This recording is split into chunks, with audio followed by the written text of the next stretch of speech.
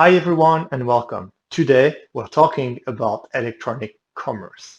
First, a disclaimer, it's an incredibly broad topic and we only have so much time for the video, so this will be a simple, sometimes simplistic version of how to address it, but we could literally spend another year talking about this considering many disciplines that it touches. So today I'm only going to try to attempt to give you a view of how to look at what e-commerce has done to the business and how to look at it in the future.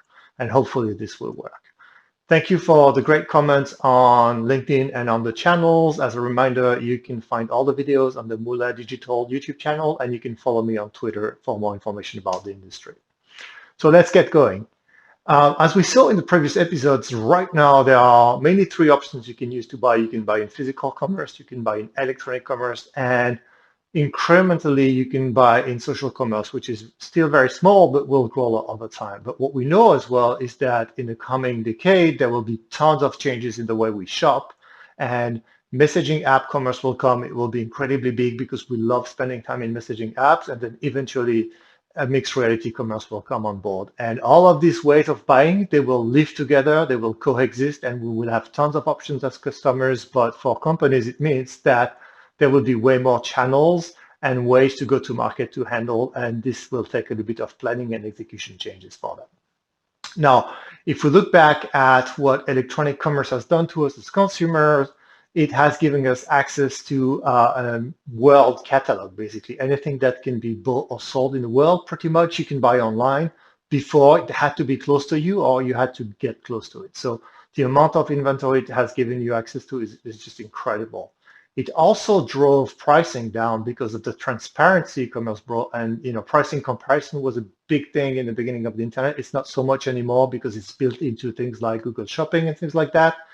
But there's been a ton of pressure on pricing due to the emergence of e-commerce. There also has been changes in the way we shop, in our customer journey and the experiences we get. We don't realize this too much, but we get shown more relevant things to our problematics because of e-commerce and all the technology that has been developed around advertising and data-driven advertising, and commerce has given us more enjoyable customer journeys. And also it's given us tons of new options. You can get things delivered the next day to your door. You can choose what time slots you want it delivered. You can buy online, pick up in store. You can get it from pickup locations, and all of this was grown and developed on the back of e-commerce. Now, if I look at companies, and for people who manage companies that were very proficient at things, like standard business things like, finance and engineering and supply chain and all of that stuff, what happened when e-commerce emerged is that a tornado just came to the business, and basically it brought a ton of new disciplines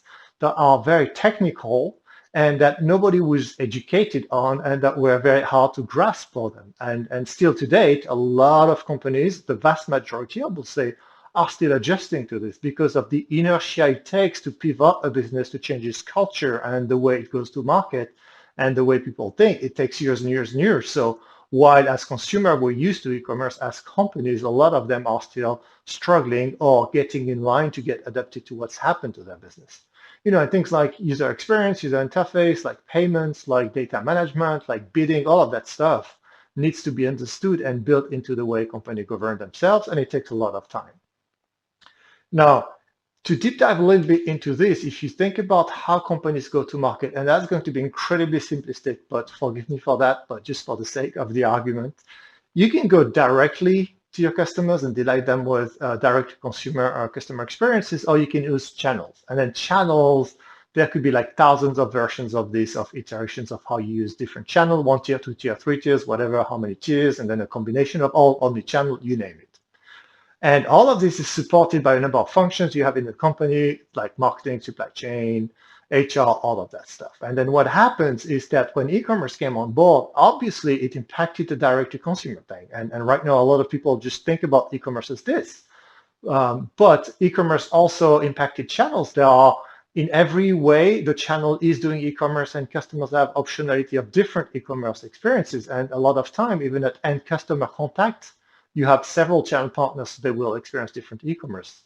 And The disruption that I talked about just happened everywhere. It happened for DTC, it happens in channels. There was a version of this disruption for every function. The way we do marketing has changed, the way we do supply chain, HR, and all of that stuff has changed. So it has become incredibly confusing for people who plan and execute the business in many companies to intake all of this complexity and all of these changes and to make sense out of it in how they go to market and how they organize themselves. Now, if we look into the future, well, more things are happening. Like I said, messaging apps will come, social commerce will come and grow and take a fair share of the transaction, and eventually XR commerce will come. And all of them will come with more disruption, new disciplines and new things to do that will help people going to market in the best way. And all of this will come with a fast iteration, so change will happen very fast at a high frequency, and also it will iterate a lot. E-commerce of 5 years ago is not the same as 2 years ago, it's not the same as today, and won't be the same in 2 years. So every one of these disciplines is moving very fast, it's very technical, and it iterates a lot. So once you know that businesses have been disrupted and they're still struggling with catching up and there's more to come, how do you think about this as a business? Well, the one thing I would say, think about this in terms of modularity and think about this in terms of capabilities. What I mean is, especially with the pandemic right now, a lot of business realize that e-commerce is so big, everyone's rushing to get a direct-to-consumer e-commerce solution, or everyone's rushing to get like an agency for Amazon or plug into Amazon. Well, this doesn't work because this is set in time, and what you are going to do right now with a monolithic solution for this thing is not going to be usable in the future. Think about this as modules. Think about this as, how do I manage my catalog? How do I manage my measurement? How do I manage my payments? All of these things that are modules inside of this e-commerce thing, and how do I think about them and structure them so I can use them over time and over several surfaces? And if I come back to my example of go-to-market, if you have a well-set catalog solution, you can use it in your channels and your own DTC and create a consistent experience for the customers. Same thing for the measurement. The payments you can use wherever you need them. You see where I'm coming from. Think about these things so that you can use them in several places where they do the same thing and they provide a consistent customer experience. And also think that in the future, because new things are coming, you might be able to leverage these capabilities. So to conclude, what I would say about e-commerce is, I know everyone's rushing, everyone's catching up, and there's been an incredible disruption, acceleration by the pandemic, but think about capabilities, not tool. Think about a catalog strategy, a payment strategy, a measurement strategy, not an e-commerce solution, and that will get you a much longer way. Think about what you want to do internally versus what you want to do externally. Things are moving very fast and they're very niche right now. And businesses are hard to pivot in a short amount of time. So you might want to do more external things and focus on your core.